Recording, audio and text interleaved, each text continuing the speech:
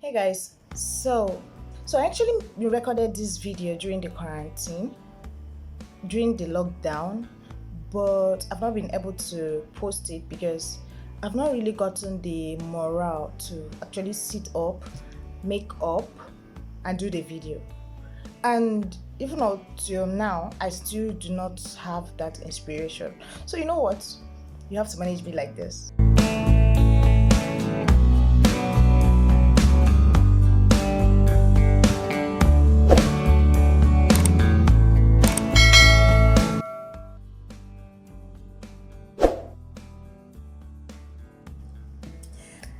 So I'm back. How do I look? I think I look better, apart from the blemishes on my face.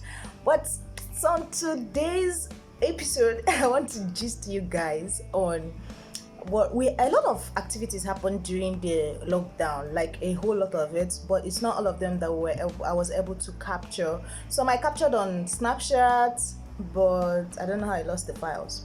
So it was at the beginning of the lockdown. It was kind of interesting, and it was a mixed feeling actually, because at some point we were scared. Then later on it became fun because we went to, they call it panic buying, right? We went to buy stuffs that we wanted to use and stock up because we were not sure what was going to happen and when it will be over, right?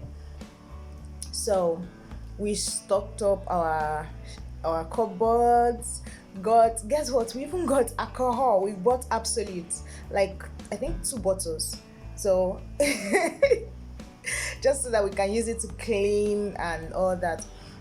But during that same period, because I'm the nurse in their midst, right? So I had to make more research, and I found out that the alcohol we bought would not even be enough, would not even be strong enough to cure germs. But we had already got them, so yeah. So but we were using it to clean the seat of the toilet, clean door handles, the kitchen, and all that.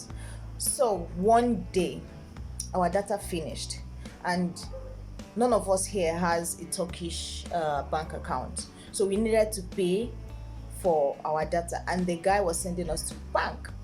Now, first of all, the language barrier was a problem. Then second of all, we didn't know how their transaction functions here. So he first of all told us to go to the ATM and pay.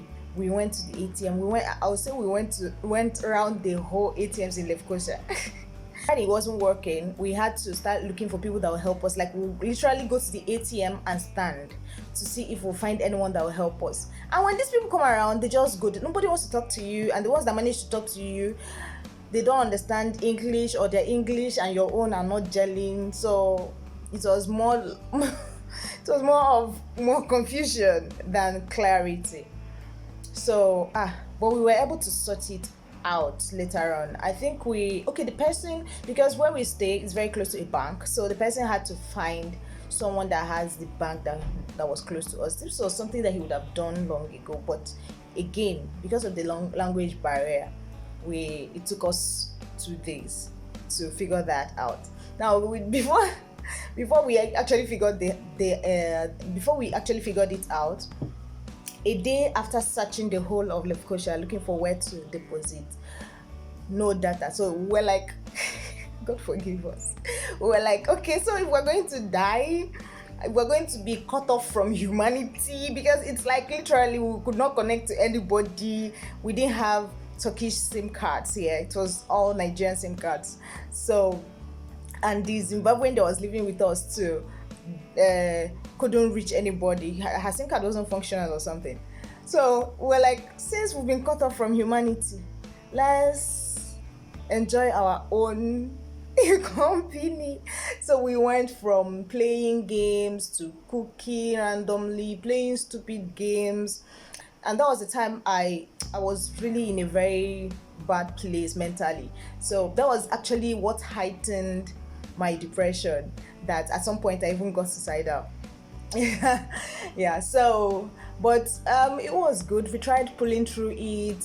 Some nights we'll bring the absolutes that we bought that we wanted to use as disinfectants. We'll end up mixing it with fruit juice or with soda, like Coke, Fanta, and We would drink it and maybe wake up around 1 p.m. It was fun, but not so fun, because like by the time you think about your family, think about the fact that you don't have family in this country, it gets scary, you know.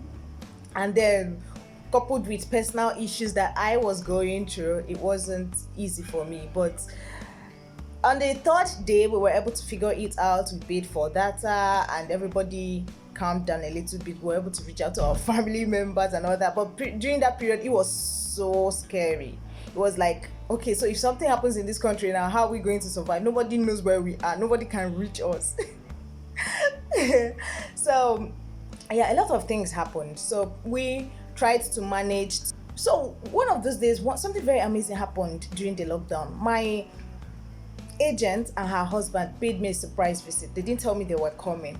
These people showed up, and it was beyond amazing. I was like, are you serious? There are people like this? You know, some agents, once they've brought you here, they dump you. That's the end. I thought that was the same case for me, so I didn't really bother to stop them or anything. But on their own accord, they got me stuffs. Like, they got me foodstuffs, eggs, packs of noodles, rice. Like, OMG, like, I could not believe it. But yes, shout out to Blessing Wokibe. I know some of you that search for these videos would have seen her, because she's actually popular on YouTube when it comes to North Cyprus.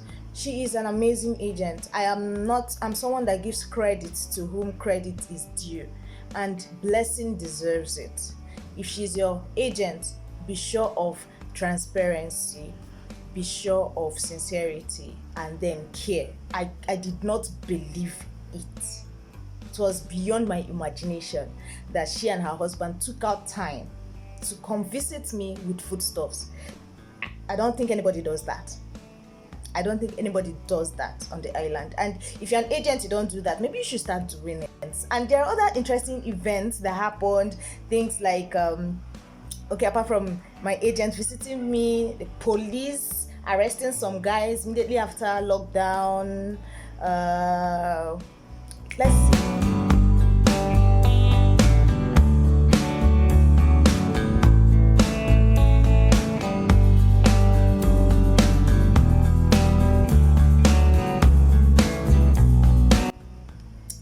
So that was me and my roommate playing around with camera. As some of you know, I love photography and videography and cinematography, anything graphic. So I love it, and I was using that to practice and document some of the things that happened. My roommate has a channel. Cup of Mandy is her channel. So you can also check her out, and she's actually a very lively person. So be sure that you will enjoy whatever you see. This bread. If you eat this bread, it's your back.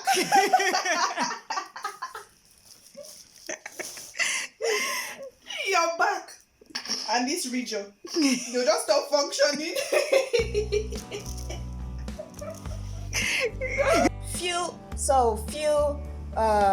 After like 3 months of the whole lockdown,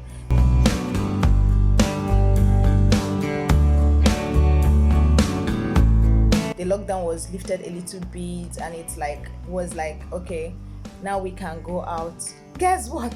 We rushed out of the house. Like people that haven't been out for a while freely, we had to jump out, whether we had anything to do or not. But actually, one of my housemates had her laptop she needed to repair. So after that, the next clip you're going to see is where we were invited for Ifeanyi's birthday party.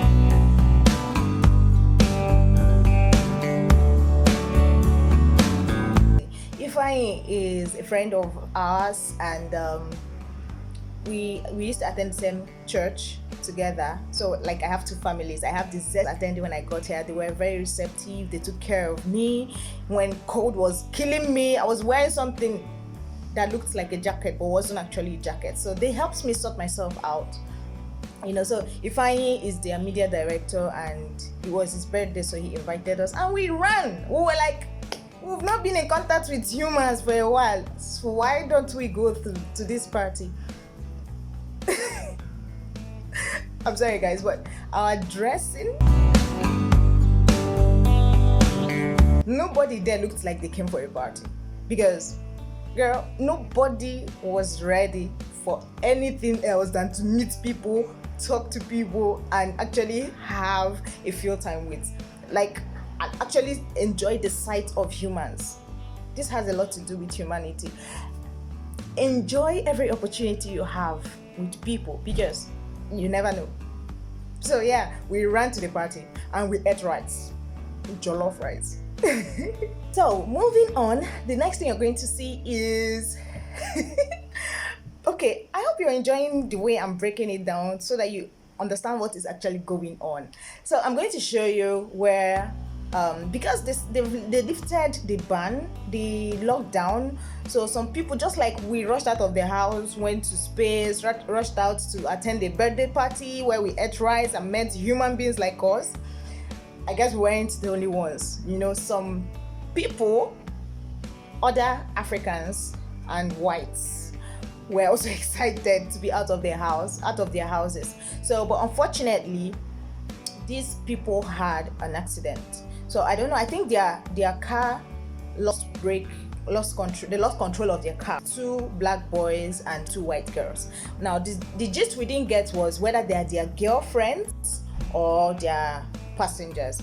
But all we know was that the girls were taken to the hospital, the boys were taken to the police, even though the boys needed medical attention. But who am I to judge?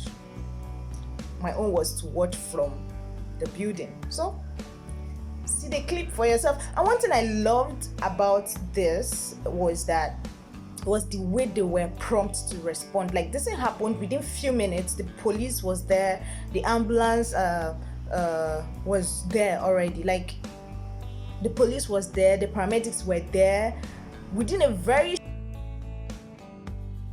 thing. Just see the clip. I didn't say anything.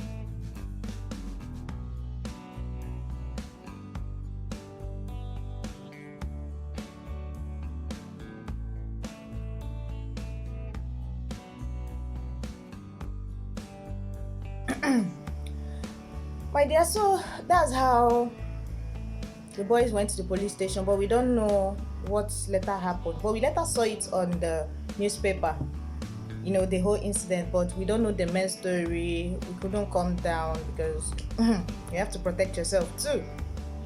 Before somebody comes and carry you as white eyewitness, we do not see anything. No. All right. All right, moving on.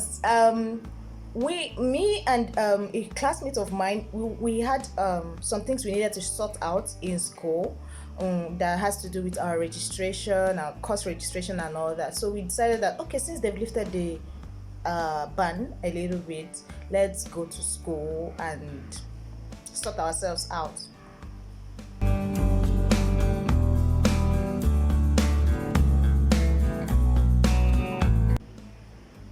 In the office, and there were people there. All you had to do was just attend to us.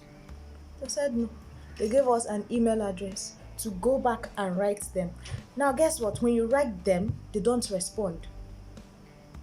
I don't know, this online class that is coming again, I don't know. I really don't know.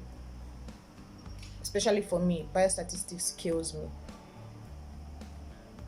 I don't know.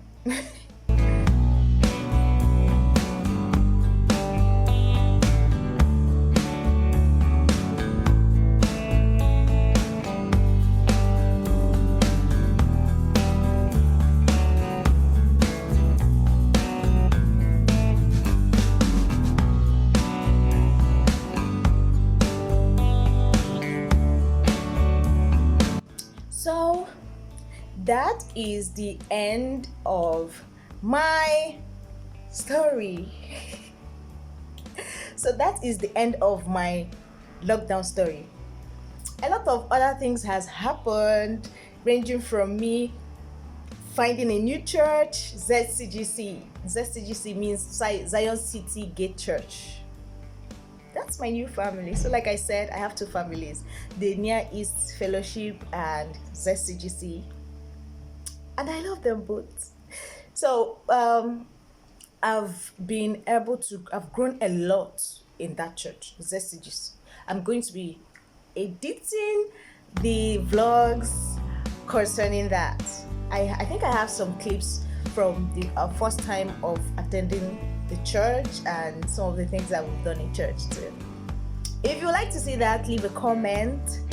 And for some of you that keep asking me questions about nursing and education and studying and all that, I will tell you that Near East has a hospital attached to it, and coming from Nigeria and with my knowledge of how Nursing and Midwifery Council of Nigeria functions, if a school does not have a hospital attached to it, there's a possibility that the school won't gain accreditation, right?